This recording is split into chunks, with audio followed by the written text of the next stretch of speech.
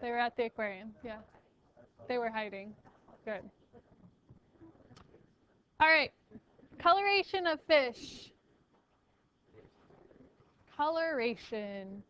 Um, so we're going to go through a few different types of coloration that you'll see for fish. One of the main things that you'll see on almost all types of fish is a type of coloration called counter shading. Okay?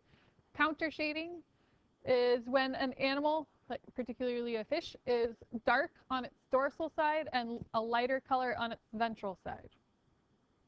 So why does that matter? Well, if you're floating on the surface of the water and you're looking down like into deeper water, is it dark or light when you look down? It's darker, right? So if you're a fish swimming and you've got a darker dorsal side, anything that's looking down on you from above, you're going to blend in better with that darker background if you have a darker color on top, right? If you have a lighter color on bottom, when you look up in the water, is it lighter or darker? Lighter, right? So that lighter color is going to help you blend in with the light coming in from the surface. So the counter shading allows for them to blend in. Okay? So it's like a form of camouflage. So here's some pictures to help you see. So sharks in particular have a very good, it's a good example of it. So you've got that dark dorsal side, right? And then that lighter ventral side. And then here's to kind of help you picture it. So the light ventral side with the light coming in from the surface. That's much less obvious than if it was all black. So, and then you can see like the counter shading on like sailfish, and then even on the perch. So, and it won't be like black and white. You can have like shades of brown and green and blue for the dark color. It just depends on the environment where the fish lives, its habitat. Okay, other types of coloration. You can have bright colors and bold patterns. Okay.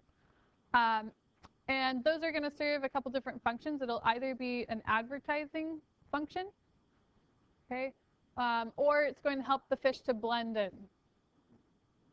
Okay.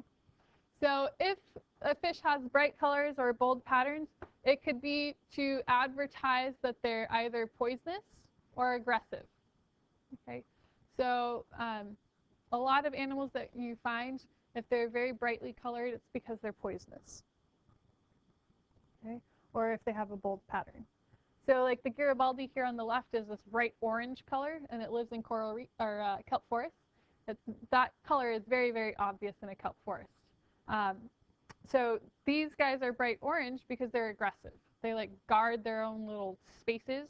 And actually, if you're diving, they'll kind of come up and like challenge you, like get out of my space, dude, like and like kind of like charge you a little bit, and like yeah.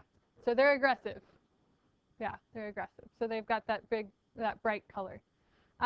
Cleaner fish are advertising a service. Okay, so they've got this bold striped pattern, and they have that striped pattern to advertise that, hey, I'm a cleaner fish, come to me, and I will clean all your parasites off of you. Okay, so they have that bold pattern to do that.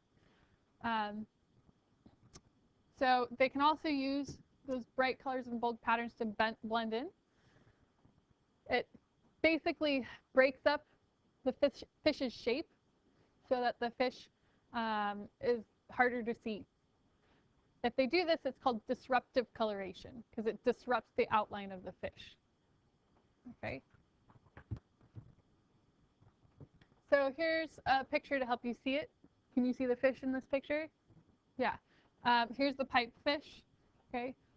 If you were to take this fish out of this habitat and like just look at it at the surface, that'd be a pretty bold pattern, right? It's got like stripes and dots, and so it's a very, very bold pattern. But in its natural environment, that actually helps to break up the shape of the fish, and a predator would have a hard time seeing that. So that's good. Other examples, zebras. Okay, zebras actually have disruptive coloration, believe it or not. Zebras, those have like black and white stripes, right? That seems like kind of a poor choice for the savanna where everything's brown and they stand out like a sore thumb. Yes? Well, what happens is zebras live in herds, and when those herds and zebras get scared by a predator and they start to move, all of those shapes create like this optical illusion for the predator, and so the predator can't pick out just like one zebra. Okay, yeah, and so it makes it hard for the predator to just pick one zebra that it wants to go after. So all of those stripes and stuff actually help to protect the zebras, like creating an optical illusion and breaking up their outline when they're with a bunch of their buddies. So kind of cool. And then here's another picture of a fish in a coral reef, again, bold pattern, and then another fish in their environment, flatfish. Okay, you can also have certain kinds of fish that will mimic their background. So they can actually change their color and their pattern in order to mimic the background. That's very, very common in benthic species. So things that live on the seafloor, a lot of them will do this. And they use it to blend into their surroundings. It's called cryptic coloration when they do this. Cryptic coloration. And what's cool is they've done experiments where they've taken certain kinds of fish, like flatfish, and they have removed them from their natural environment and then put them into an environment that they've never seen before. And they've actually done well at mimicking the background pretty quickly. So they're able to do it very, very well. Remember chromatophores? Color changing cells. Fish can have chromatophores too, that they can use to change colors. And the reason why they would do this is to hide from predators and then also to be able to ambush prey. So they'll be sitting there like blended in with the background, and then their prey wanders close enough and they pop out and grab their prey. So helps them to find their prey.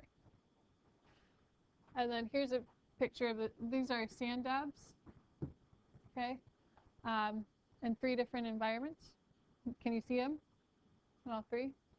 Yeah, but they can blend in very, very well, right? Okay, hold on. All right, here's just another example. This is a frogfish blending into its background, so it's mimicking the back, the piece of coral in the back.